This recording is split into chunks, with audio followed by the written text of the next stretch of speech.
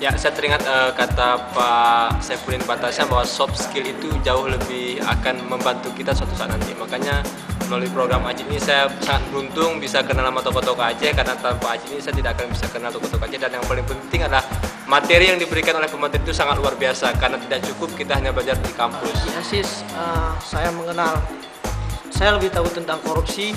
Ternyata korupsi itu ada beberapa macam, dan di ASIS keunggulannya di ASIS kami diajar tentang cara investigasi yang di luar lainnya itu tidak pernah saya dan kawan-kawan lain dapatkan. Kemudian mengetahui banyak tentang korupsi dengan pemateri-pemateri yang handal.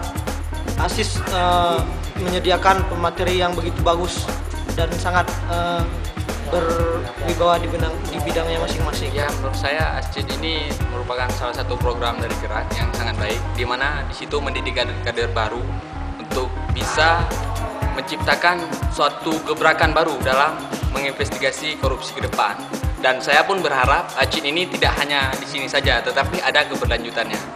Itulah harapan dari saya. Pribadi saya banyak belajar dari program sekolah anti korupsi yang dipelopori oleh Gerak. Dan mungkin ini adalah sekolah anti korupsi yang dilakukan di seluruh Indonesia yang pertama, dan saya bangga menjadi perintis pertama dalam sekolah. Menurut saya ASJID luar biasa karena banyak pengalaman dan ilmu yang kami peroleh, bahkan tidak kami dapat dimanapun kami ada. Sementara ASJID telah membuka mata atau memberi kami pengalaman baru. Tanpa mengalami peristiwa tersebut, kami sudah mengetahui bahwa program ASJID sangat luar biasa. Terima kasih sebelumnya. Program ASIK memang betul-betul memang dunia yang baru yang muncul dalam kehidupan saya. Karena dari program ASIK saya banyak mendapatkan suatu berbagai pengalaman, yang terutama adalah link saya di luar dan di dalam dan di luar kota.